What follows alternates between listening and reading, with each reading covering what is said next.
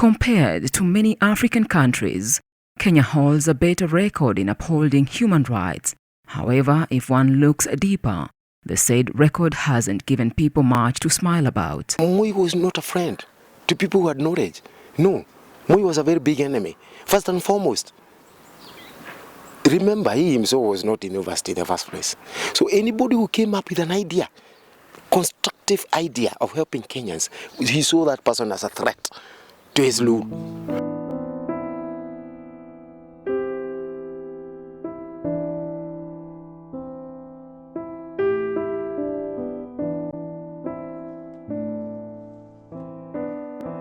A lot has changed, and Kenyans today enjoy a relatively better political and civil rights platform. The kind of space that we had, albeit, the present administration is trying to squeeze it, is a it's something that we should cherish. It's something that we should nurture. It's something that we should try and pass on from one generation to another. It is easy to assume that all is well in Kenya as far as human rights are concerned. But take a minute and reflect on the following quote by the former Chief Justice of the Philippines Supreme Court, Mr. Renato Puno. For what good is not being arrested if one is already incarcerated by the prison of poverty? What good is freedom of expression if the only ideas you can mumble are words begging for food? What good is freedom to think on the part of the ignorant who is even ignorant of his ignorance? What good is the right to property to him who is shirtless, shoeless, and roofless?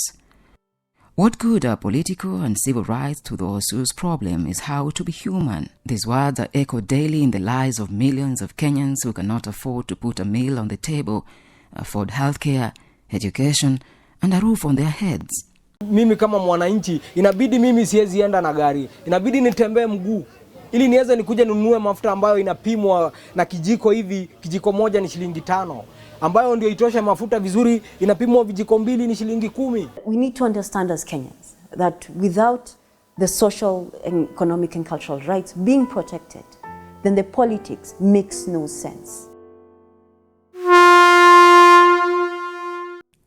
The years that preceded 2009 saw residents of different slums in Nairobi living as a worried lot. Dipsy slum received word that they were earmarked for demolition to pave way for major road construction. In Kibera and Mukuru slums, notices to vacate within 3 weeks, after which demolition will take place, were issued by the Kenya Railways. All this without provision of alternative housing. Theirs was a hopeless situation that was nearly impossible to salvage. The bulldozers came starting from 9. It was from 9 a.m. They were just there at the petrol station, but we didn't know what they were for. But immediately, by 3 o'clock, they were on and they started demolishing. I went to the Ministry of Lands, I went to Railways, I went to Ministry of Housing in 2009. They said, no, we have already given notice, we are not going to go back onto this. And I therefore walked into the offices of one of their partners. And they said that we're going to go back to government, and if the government therefore proceeds to evict these people, we will withdraw our facility.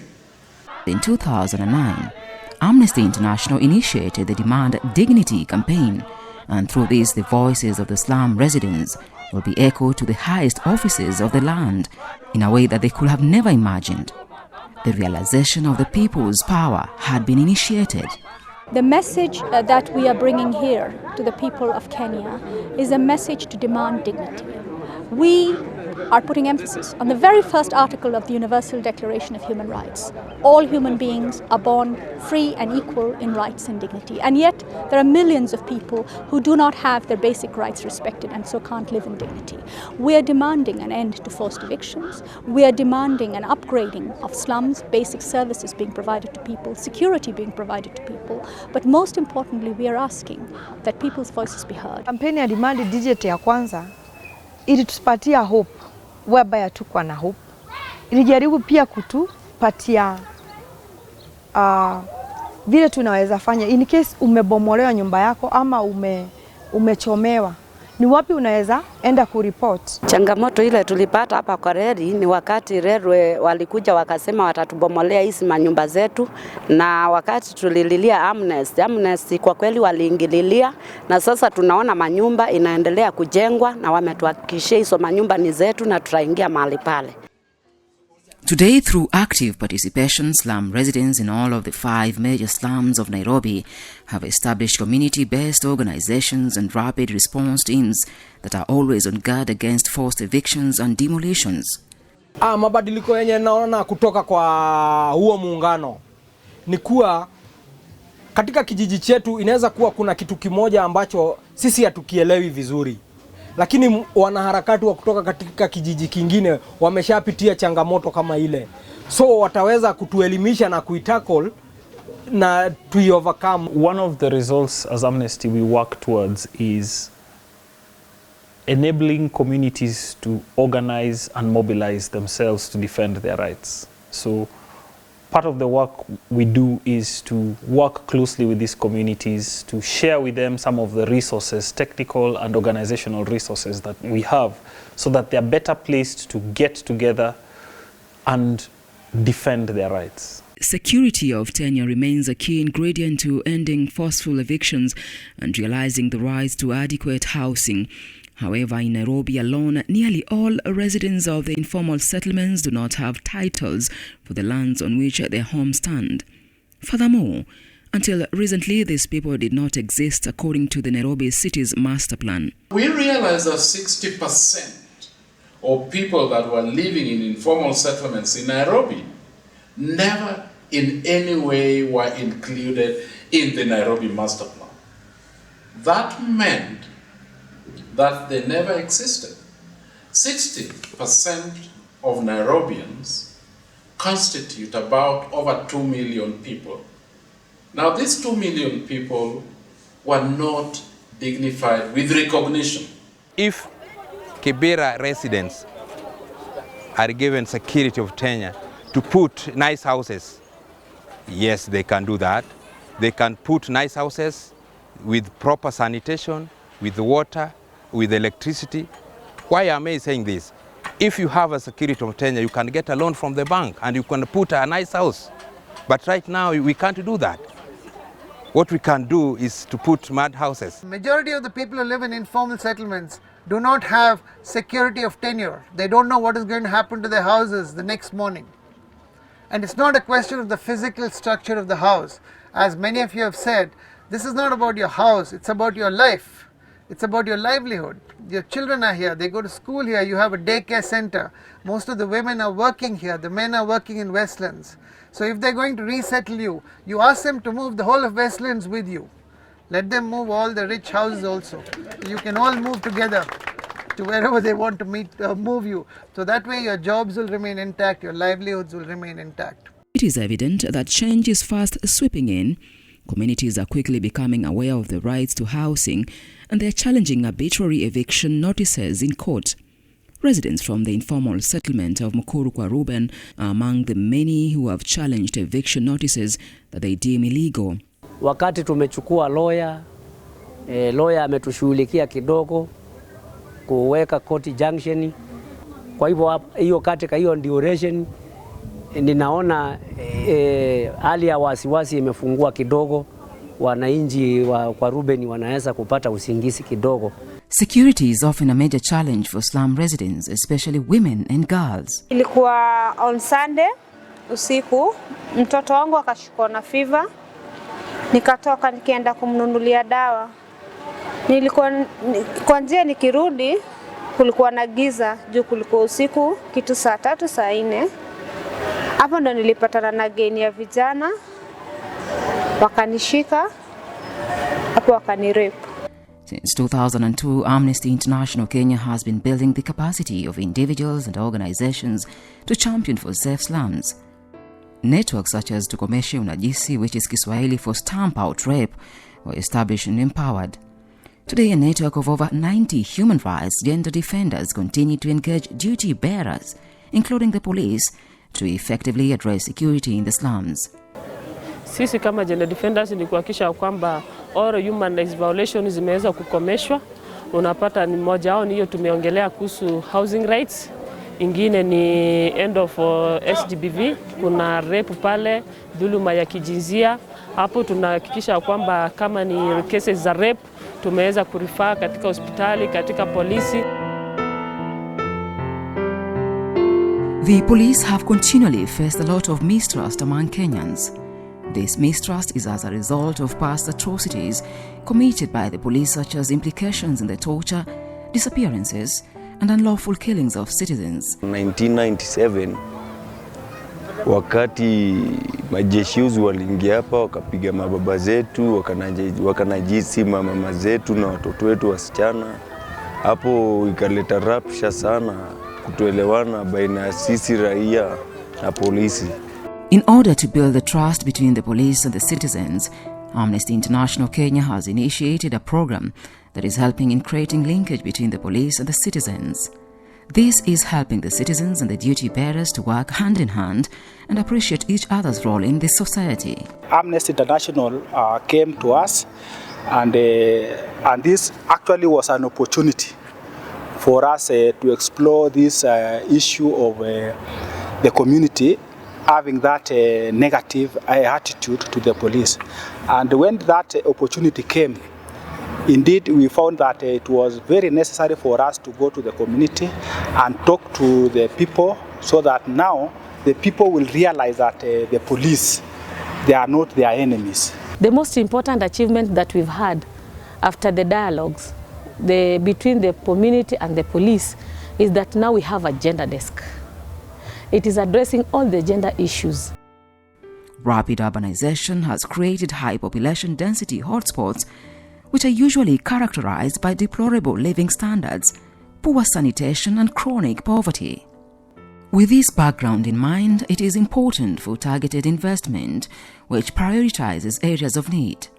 However, in many instances, needs such as housing, health, and education are never adequately factored into the budget, and when they are, such funds are normally misused through corruption. Zaidi ya miaka 50 hapa Mathare tumekuwa na shule mbili ya public school, Kiboro Primary School na Mathare Road, na tumekuwa tu na dispensary moja yenye yuko huko Mathare Mental Hospitali ndani huko.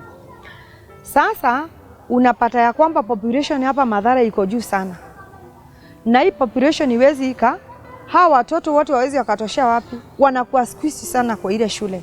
We as a country, we as a people must constantly, without ceasing, remind our governments that the Constitution only makes sense and only has meaning when the black letter law of the Constitution and its prescriptions are implemented, so that the quality of the people's lives changes in a manner that the rural woman is capable of saying, lo and behold, when this constitution came, my life is better. The journey towards the realization of human rights in Kenya has been a long and a winding one. Yet, despite the progress made, a lot more is yet to be achieved. In Kenya, we don't balance all the rights. When we see that one is an emerging issue, we focus too much on it, and therefore we find ourselves violating the other rights, since we've put too much pressure, too much attention to one right. On its part, Amnesty International Kenya has partnered with universities and high school students through various initiatives such as mentorship visits, trainers of trainers workshops, and annual human rights debate. All this in preparation of tomorrow's human rights defenders. Participating as an intern at Amnesty International Kenya helped me understand how it works. It gave me the opportunity to see the dedicated individuals, day and night sometimes, who work to defend human rights. It showed me what it's a daily slog, that it can't be done overnight, and that it takes a lot of work. Organizations such as Amnesty International should serve as a magnet to men and women of goodwill whose desire is to do good and to liberate the majority of humanity across the world from the chains of sorrow and want. This is what Amnesty does. This is how I understand the DNA of Amnesty International to be wired. This is how I appreciate its agenda to be targeted. This is how I appreciate its programs to be designed to ensure that ultimately, to the extent that is humanly possible, they engage with government and relevant institutions, not with the arrogance that will inflame their anger, but with the firmness that will open their eyes. Historically, human rights activism has been centered on political and civil rights. Economic, social, and cultural rights have often been looked at as aspirations. Majority of people in Kenya, especially the poor, suffer daily because of violations of the economic, social, and cultural rights. Bei ya chakula irudi chini, kila mtu apate vile wanaweza kula, sio ati unakula mara moja na wengine wanakula mara tatu, sio ati wengine wanakula lunch na wewe unakosa. Yet the social, economic, and cultural rights provide for the strengthening of the social justice system and improving livelihoods for the vulnerable groups in regards to access to food, shelter, housing, education, and health facilities. We as the community, we are trying our level best to fight for the economical and social rights. But the question is, why are these other organizations not coming in to help us? It's a serious weakness within the civil society organizations in this country that we think political rights and political and civic rights are the most important. And so we spend a great deal of disproportionate part of our time doing that, which is good. But my thing is that let's not create hierarchy of rights. Otherwise, we will run into these kinds of problems. By continually engaging the government on these issues that have for long been aspirations in government policy documents, we will progressively move towards implementation and making them a reality for Kenyans. Ile kitu tunataka serikali wafanye ni watuletee affordable life, maisha ambayo kama ni unga watuletee na bei ambayo tutaweza kununua. Kama ni mafuta ya taa watupunguzie bei ambayo tutaweza kununua. Kitu ya bure hatutaki. It's important for us to pay attention to social, cultural rights because they are actually the birth or the outcome of the other rights. It is time for all of us to join hands and fight for these rights with the same zeal with which we have continued to fight for civil and political rights, because all human rights are equal rights.